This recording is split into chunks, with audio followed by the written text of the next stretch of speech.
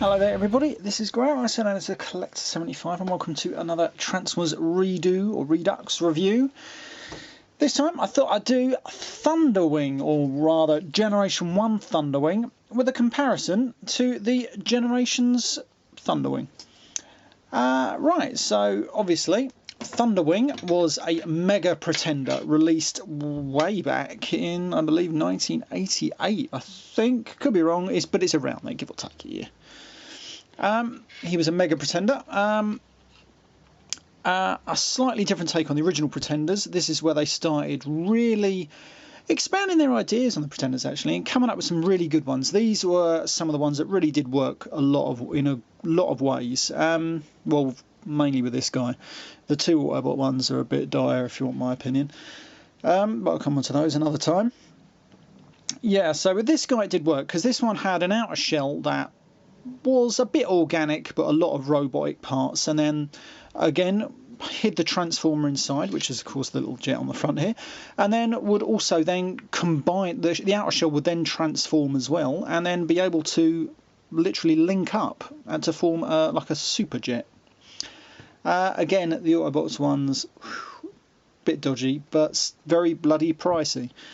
Now then, the Generations Thunderwing was just a straight sort of like usual transformer jet to robot. Didn't mess about with any pretender gimmicks or anything, but was still pretty damn cool. This should have been a Voyager sized toy, if you want my opinion.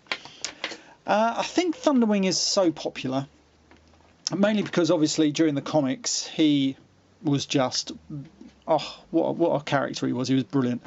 I can't really say too much about it, but if you've never read the character in the comics, I wasn't too keen on the IDW stuff. I didn't really like Thunderwing in that, but in the old Marvel G one, when I was about 14 or 15, this guy was the fucking nuts. He was brilliant. He was dead hard.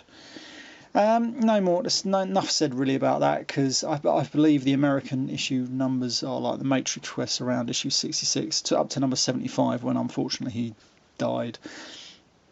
What a character, brilliant. I loved him in that. Mainly because obviously he possessed the Matrix, and fantastic stuff.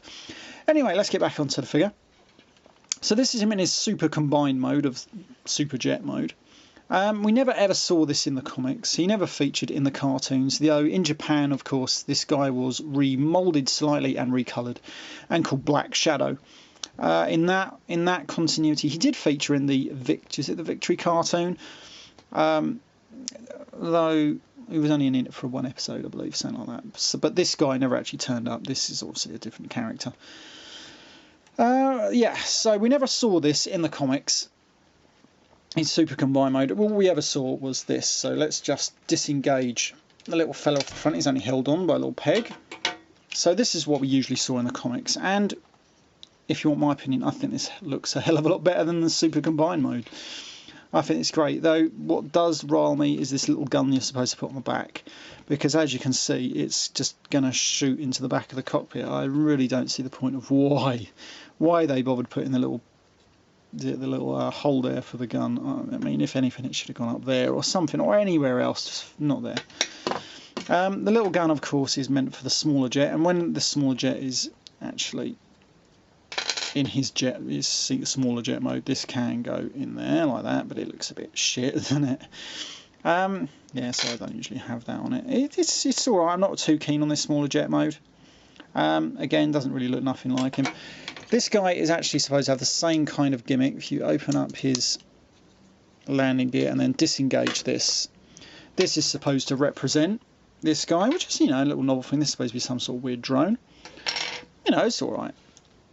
Let's transform this guy into road mode. I put a nice little Decepticon insignia on there. I'm quite pleased about that. So we close up the little wings. They're on like a little mechanism, so they close up exactly at the same time. Open up the little robot head, and there we have it. Not exactly the most hardest transformation in the world. There we are. That is actually Thunderwing. This is actually Thunderwing. Not that, because that's just obviously the outer shell. And there he is. It's a little ditty of a robot. Not the worst one, believe me. Let's move on to the outer shell.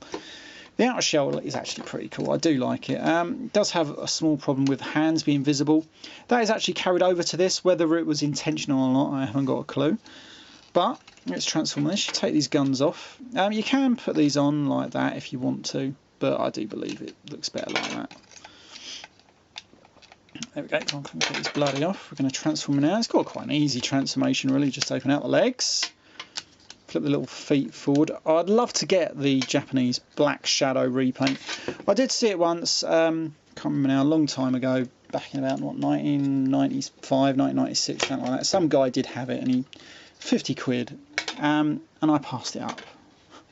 What a mistake. Anyway, so we close this up, and then we close this back portion up. Fold the wing back. And there we have Thunderwing. Now you can put these guns in his hands. I'm not going to put the robot in it just yet. So you can put these guns in his hands. I'm not too keen on the guns. The guns do make him look a bit weird.